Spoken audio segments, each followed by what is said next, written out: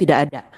Nah, ini yang kemudian kita sebut sebagai sebuah praktik ya, eksploitasi terselubung, eksploitasi yang kerap menggunakan bentuk-bentuk kekeluargaan gitu, dan juga dimanipulasi dalam bentuk-bentuk justru memberi perlindungan pada anak itu sendiri, dititipkan gitu kepada keluarga yang mampu, lalu disekolahkan, betul dia tercatat gitu ya. Tetapi kembali kami punya baseline-nya, sebagaimana dia bentuk-bentuk pekerjaannya. 4 prinsip hak anak ini sama sekali berbenturan dengan situasi itu ya. Diskriminasi, dia disebut anak yang kamu anak babu ya dan lain sebagainya gitu. Ketika interaksi sosialnya itu kemudian meskipun dia normalisasi, dia keluarga kok, dia tinggal dan lain sebagainya, itu kerap menjadi stigma yang sangat melekat dan sangat negatif.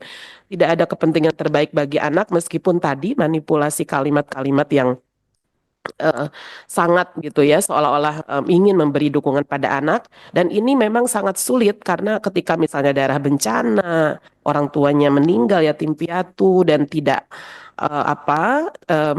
masuk dalam jaring keamanan atau pengaman sosial kita berupa misalnya panti sosial LKSA, memang disitulah menjadi anak-anak kita kemudian berada di lingkup keluarga yang mempekerjakan. Prinsip kelangsungan hidup dan perkembangan anak sangat terganggu, dan pendapat terhadap anak sama sekali tidak ada karena pilihan itu dari orang dewasa. Kembali saya mengingatkan data ini, pekerja anak ini dari sumber BPS itu sebetulnya ya sudah memang tidak muncul gitu ya. Karena mengacu dari ILO ini memang merampas anak-anak yang mengganggu kemampuan mereka untuk menghadiri sekolah. Jadi tolak ukurnya di situ, juga secara mental, fisik dan lain sebagainya. Kalau mengacu pada data yang memang misalnya pekerjaannya di pertanian ya, kehutanan, itu masih tertinggi anak-anak kita berada di perdagangan besar, eceran, reparasi dan perawatan mobil, sepeda motor, kayak bengkel dan lain sebagainya kita kerap temukan. Tetapi di lingkup PRT ini mungkin saya punya baseline pengawasan tahun 2020, pimpinan dan teman-teman seluruhnya itu masih menempati 15,8% PRT yang kita temukan. Artinya sekitar 9 anak gitu ya dari beberapa provinsi. Dari tabulasi data ini berada di tingkat anak korban eksploitasi ekonomi dan atau seksual. Secara umum kasus yang sering diadukan ke KPAI 3 tahun terakhir sampai 2023 itu ada 303 kasus, dan itu diantaranya memang pekerja anak, yaitu PRT anak. Jadi ini bukan persoalan yang tidak ada di data secara nasional formal, tetapi beradanya di data pelindungan khusus yang teradukan, salah satunya ke KPAI, dan kita penjangkauan autris juga ternyata ada betul anak-anak itu. Jadi ini 2 data yang kadang-kadang kita nggak bisa ya menggunakan hanya data formal.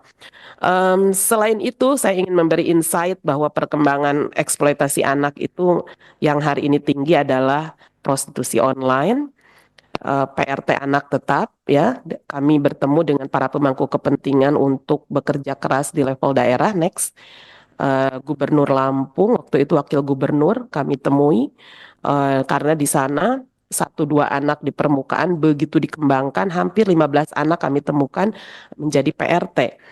Lalu memang yang paling tinggi itu prostitusi online dengan pola-pola open BO ya.